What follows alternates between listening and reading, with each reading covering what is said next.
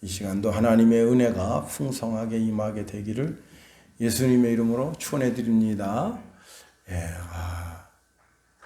아침 5시 20분에 일어나서 새벽 예배 드리고 아침 식사하고 그리고 이제 시간을 조금 보내다 보니까 7시가 된 거예요. 그래서 급하게 양치하고 그리고 이제 해남 시외버스 터미널에서 동서울 터미널까지 진짜 길더라고요. 오다가 한번 쉬고 왔는데 도착하니까 2시 20분 됐어요. 그래서 또 차표 끊고 2시 45분 춘천 내려오는 버스를 타고 이렇게 도착해서 하나님께 예배하게 되니 이게 또 얼마나 감사한지, 모든 것이 다 감사하고 또 감사한 것뿐이다 하는 겁니다. 두 분 목사님은 이제 오늘까지 공사하고 내일 또 올라오신다 하시는데, 한 목사님은 내일 올라오시고 윤재선 목사님은 토요일까지. 아니 고구마를 글쎄 100싹만 나는, 우리 보통 100싹 정도만 심는데 1000싹 정도를 사오셨어요. 그거 저 심으려면 저거. 근데 이제 옛날 쇠꼬챙이처럼 꾹 찔러서 이렇게 심으면 괜찮은데, 그 호미질해서 심으려면 고구마 한 번 심을 때 5번 하면 5000번 호미질해야 돼요. 저걸 어떻게 심으려고 그러지? 참.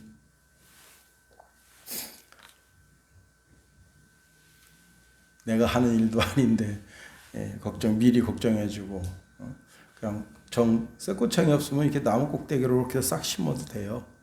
그렇게 해서 심으면 되는데 어쩔란지 모르겠어요. 우리가 인생 살면서 하나님의 영광을 위해서 사는 것이 가장 복되고 또 복되다 할 수 있습니다. 우리가 하나님의 영광을 위해서 또 하나님이 기뻐하시도록 찬송할 때, 찬송을 받으시는 하나님도 기뻐하시지만 하나님께서 우리에게 찬송할 때 우리 속에 기쁨과 능력을 주시고 또 어둠의 세력인 사단의 권세가 물러가게 해주십니다.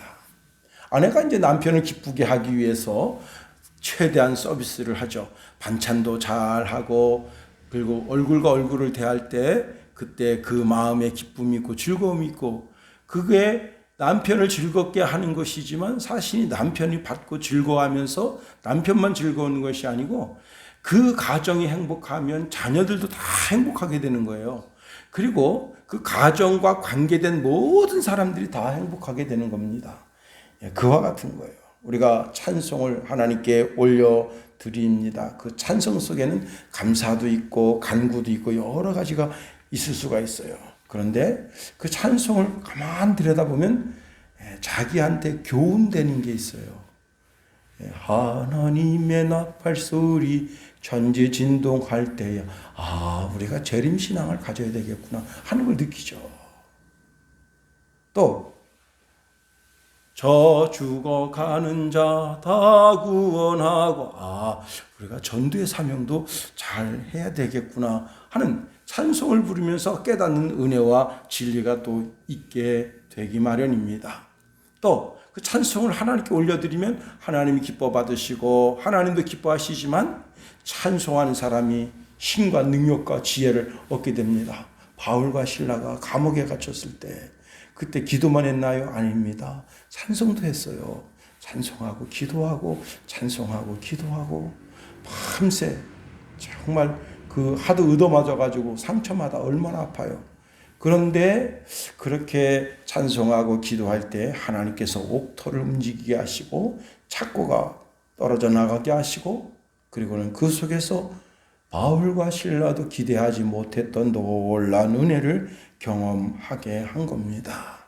사실 오늘 우리가 읽은 사사기 5장은 드보라의 찬송이잖아요. 그런데 드보라가 이렇게 하나님께 찬송 올려드릴 때 하나님이 그 찬송을 받으시고 기뻐하시고, 이 드보라의 찬송을 듣는 모든 백성들도 마음에 즐거움이 있고 기쁨이 있고, 그리고 그 백성들 개개인 모든 심령들마다 그 심령 가운데 크고 강하게 되는 그런 믿음의 역사가 있어지게 되는 겁니다. 우리가 오늘 본문에 있는 말씀을 통해서 깨달아 알 진리가 참 많아요. 그런데 오늘 우리가 깨달아 아는 진리 중에 하나가 뭐냐면 하나님을 대적하는 대적자가 되어서는 안 된다는 거예요. 제가 이제 신학교 갈 때 그 을지로에 가면 성도 서점이라고 있었어요. 지금도 있는지 모르겠는데 그때는 뭐 하여튼 신학생들이 그 을지로 통해 가서 그 중고 서점에 가서 책 구경하는 것도 참 재밌어요. 그 다음에 이제 성도 서적이니까 성도들 상대로 해서 이런저런 책을 파니까 신학생들이 이제 거기 가서 책을 쫙 구경하는데 그 뒤에서 빨간 책을 하나 제가 봤어요. 빨간 책. 여러 권 있었는데 그 중에 하나가 이제 무슨 책인가 하면 조용기 목사님은 왜 이단인가라는 책이었어요. 그게 누가 썼는가 하면 영락교회 부목사가 쓴 거예요. 조용기 목사는 왜 이단인가? 그 왜 그런 거예요? 뭐 신학적 사상 뭐 이런 거 저런 거 뭐 여러 가지가 있을 수 있지만 자기 교회 성도 데리고 나가서 화딱지 나서 쓴 책이에요. 그 빨간 책. 그 다음에 또 하나를 봤습니다. 뭐냐?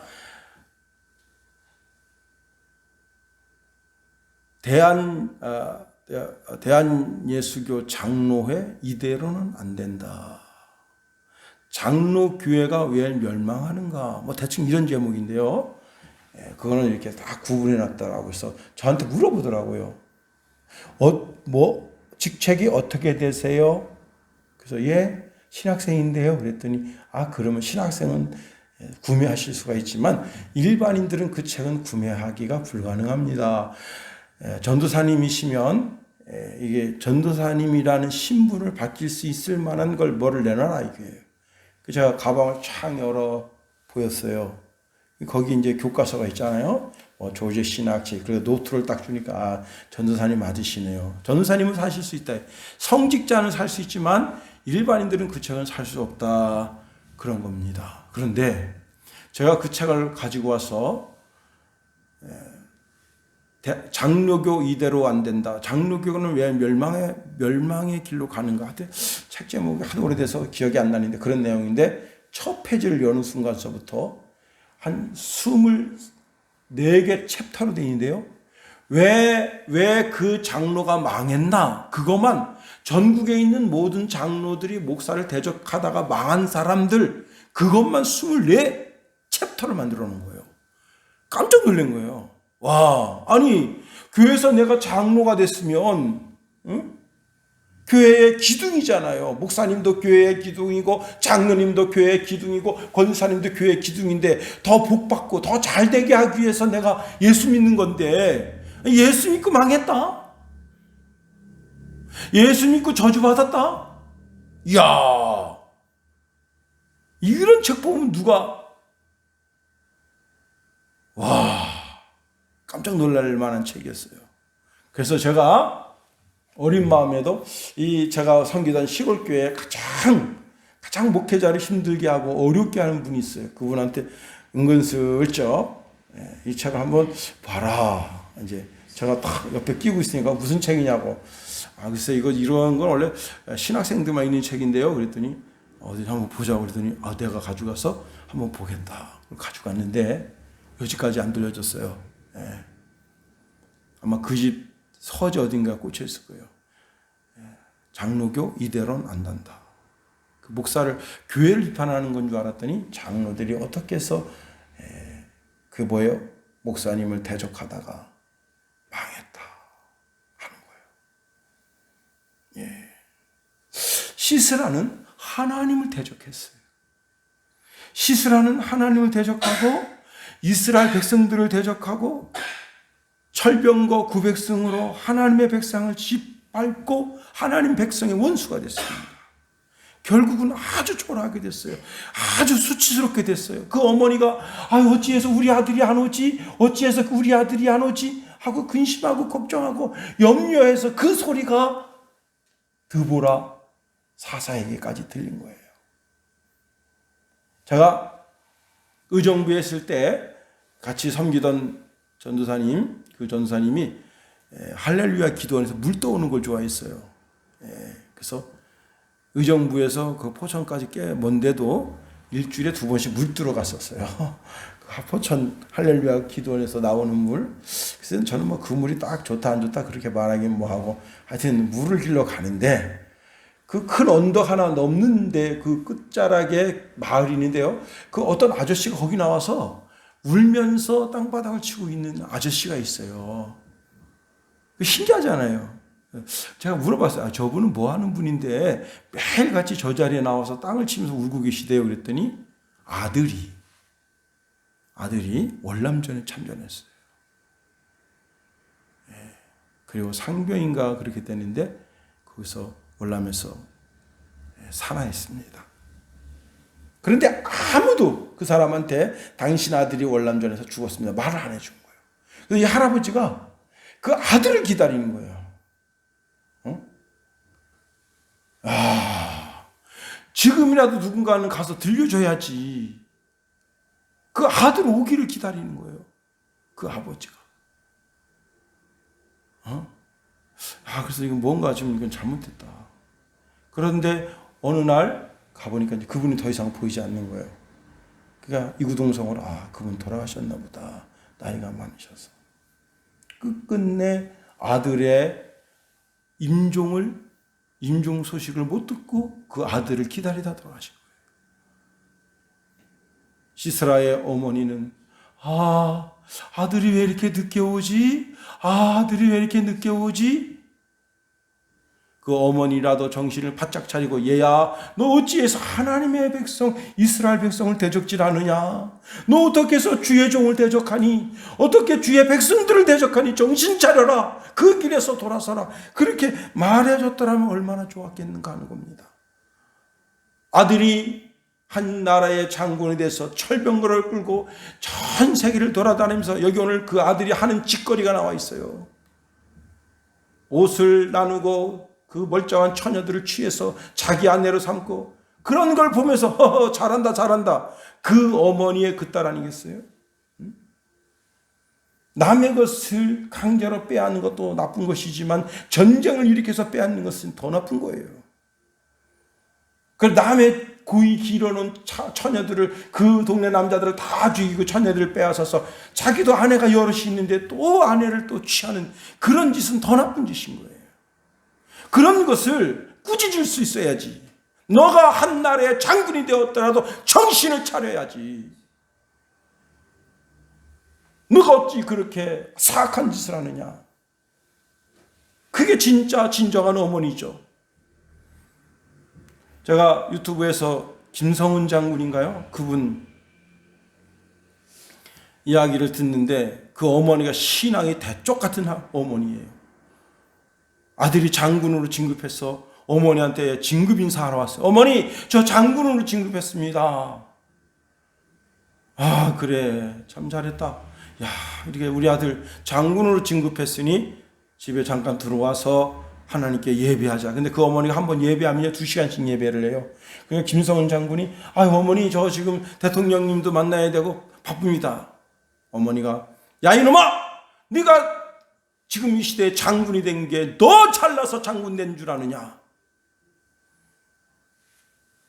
너를 위해서 무릎 꿇고 기도하는 수많은 성도들의 기도를 위해서 너가 장군이 된 거 아니냐.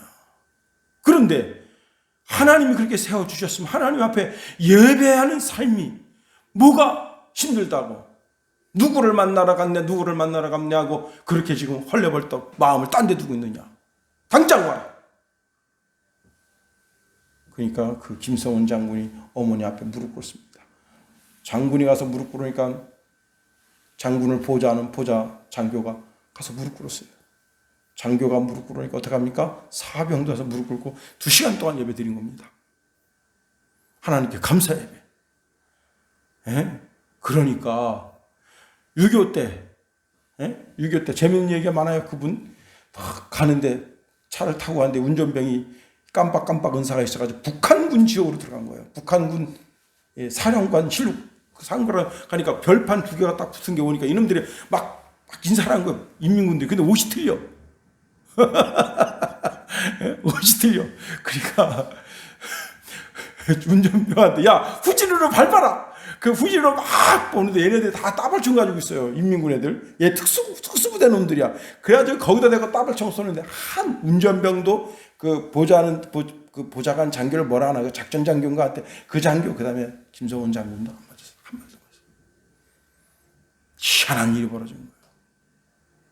그래서 와서 이야기한 거 어머니 제가 그때 인민군 지역에 차 끌고 들어갔는데 글쎄 그런 일이 있었습니다. 했더니 야 그때 우리가 온 성도들이 너가 가는 곳에 하나님 함께 해달라고 기도했다. 여러분 이게 진짜 진정한 어머니 아니에요? 아들이 하나님을 대적하고 아니 다른 건 몰라도 사람이 사람의 도리를 벗어나서 이상한 짓거리를 하는 것을 그걸 눈 감아준다? 그것은 진정한 사람의 삶의 길이 아닌 거예요. 그렇습니다. 자, 전장에서 적의 장군과 맞싸워 싸우다가 용감하게 장군 대 장군으로 칼을 휘두르고 창을 휘두르다가 그렇게 전사했으면 부끄러운 일이 아닌데 여러분 장군이요 쫄병에 칼에 맞아 죽어도 부끄럽고 수치스러운 일이에요. 장진호 전투 알죠? 장진호 전투. 예, 거기에 이제 서로 인민군 그다음에 중공군 그다음에 미군 한국군이 이렇게 대치 상태에 있는데 인민군이 아니고 중공군 아주 높은 사람이 매일 아침 일정한 시간에 한국군 지역에다가 엉덩이를 까고 똥을 쌉니다. 별 얘기도 안 해. 실제 있었던 얘기예요. 실제. 그런데 이때 당시에 그 미군 스나이퍼들이 그걸 한번 잡아보려고 그 사람을 잡아서 죽이려고 여러 스나이퍼가 쐈는데 못 맞춰요. 거리가 너무 멀어. 1.2km예요. 직선거리가. 근데 그때 유효 사거리가 얼마냐? 760m였었대요. 그러니까 1.2km가 되니까 날아가다 총알이 떨어지는 거예요. 근데 한국 장교가 내가 저 사람 반드시 죽이겠습니다. 미군 그 부대가 스미스 부대인가 하여튼 그런데 거기 있는 그 장교가 너 그거 어떻게 맞추려고 그랬더니 아직 제가 지금 생각 중에 있습니다. 궁리 중에 있습니다. 그런데 미군이 가지고 있는 총 중에 멀리 날아가는 총이 있는데 뭐냐면 캐라바 50이에요. 거기다가 스코프를 딱 붙인 거예요. 그리고 여러 번 연습하더니 그날 8시에 중공군 우리나라로 말하면 투스타가 거기 똥 싸러 딱 나온 거예요. 엉덩이 쫙 깔고 딱 쌌는데 스코프로 딱 바라보더니 캐라바 50에다가 이 스코프를 이렇게 만원경을 딱 들고 해가지고 한 방에 죽였다. 장군 대 장군으로 싸워서 죽인 게 아니고 장군을 대위가 아니 그때 중위가 한 방에 그냥 여러분 시스라는 어떻게 죽었습니까? 여자 아주 연약한 여자. 이 여자가 어떤 여자냐? 다 그림이 그려지지 않아요. 이스라엘 여자 젖가슴도 풍만하고 허리 둘레도 그냥 둘레한 여자 이렇게. 그런 여자가 아이고, 장군님 어서 오십시오. 이 전체 여기 지역 전체에 장군님을 따뜻하게 맞이해 줄 집은 우리밖에 없소이다. 그래 탁 가가지고 아이고 얼마나 힘들고 피곤하세요. 나 물 좀 주시오. 아이고 우리 집에 아주 그냥 아주 좋은 지금 아주 그냥 우유 냄새가 아이고 치즈가 되려고 그냥 아주 향기 좋은 게 있는데 제가 한 사발 드릴게요. 근데 그걸 먹으면 잠이 옵니다. 그걸 먹으면 쉽게 잠들어요. 딱 꿀꺽꿀꺽 딱 먹은 다음에 입도 좀 닦아주고 이거 좀 쉬세요. 제가 마음을 좀 봐드릴게요. 그리고는 장군이 딱 그러니까 쫓아나가서 자기 집 그 텐트를 고정하는 말뚝 뽑고 그 다음에 이만한 헛머를 들고 왔으면 한 방에 쳐 죽인 거 아니에요. 가장 비참하게 죽은 사람이 시스라입니다. 야엘의 군대 장관이 겐 사람 헤벨의 집에 들어가서 여자 가장 연약한 여자 시골 아낙네 개구리만 봐도 펄떡 뛸 만한 여자, 뱀을 보면 소스라치게 뒷발로 물러날 여자, 바퀴 한 마리 죽일 수 없는 그렇게 연약한 여자가 그냥 말뚝으로 빠가지고 그냥 탁 잡아서 그 시스라 장군을 죽였다. 여러분, 군인도 아닌 여자가, 그리고 그날 전쟁의 모든 영광을 이 여자가 차지하게 됐다. 보세요. 하나님을 대적하니까 어떻게 되는 거예요? 가장 비참하게 죽는 거예요.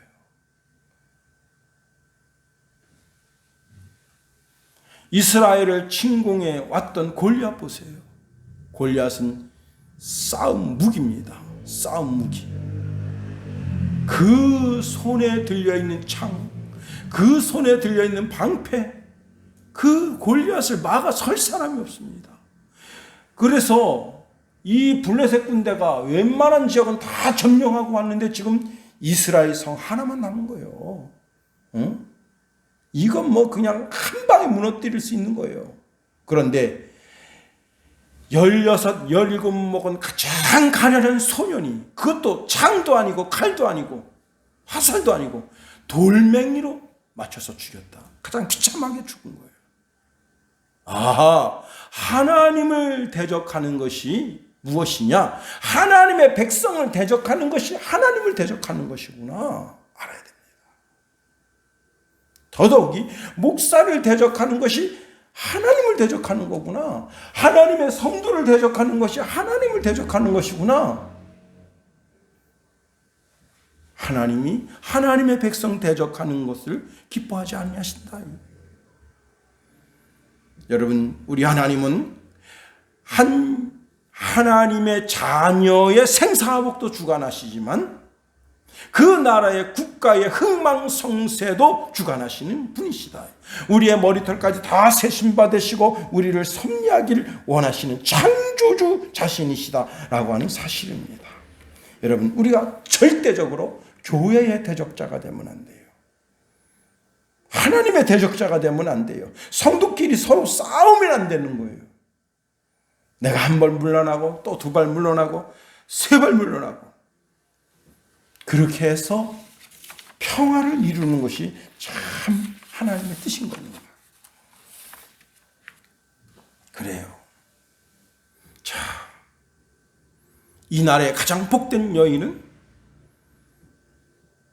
야엘입니다. 가장 큰 복을 받은 여자가 야엘이에요. 가장 연약했지만, 그런데 사실 가만히 들여다보세요. 이 여자는 간첩 혐의로 크게 그 흠이 세워줄 수 있는 여자였어요. 그런데 그날 하나님의 대적자를 죽임으로 말미암아 그날 이 여자는 하나님의 백성인 것이 견고하게 드러난 겁니다. 하나님은 언제나 우리에게 회개할 기회를 주신다. 사울 보세요. 사울, 구약 사울 말고 신약 사울, 예수 믿는 사람 잡아 죽이는데 앞장서서 다메섹에 있는 예수 믿는 사람도 잡아 죽이려고 그렇게 악독하게 독한 마음을 먹고 가다가 다메섹에서 예수님 만나서 3일 동안 식음을 전폐하고 기도하다가 아나니아 선지자의 안수기도를 받고 그 눈에 비늘 같은 것이 떨어지면서 그때부터 하나님의 사람이 됐습니다. 그런데 하나님이 그의 과거의 모든 죄를 다 지워주시고 잊어주시고 그를 이방과 이방 임금에게 복음을 전하는 귀한 사람으로 세워주셨다는 거예요. 잘 들으세요. 비록 시스라와 같은 악한 사람이라 회개하고 돌이켜서 하나님의 뜻길로 가면 하나님은 그 길을, 그 사람의 모든 길을 인정하시고 그에게 복 주기를 원하신다 하는 겁니다. 우리는 하나님의 대적자, 하나님의 성도의 대적자, 하나님의 백성의 대적자가 되면 안 됩니다. 늘 언제나 견고하게 누구에게든지 사람을 존중하고 사람에게 인격적으로 대해서 하나님의 거룩하신 뜻을 이루는 저와 여러분이 다 될 수 있게 되기를 예수님의 이름으로 축원해 드립니다. 주기도문 하겠어요.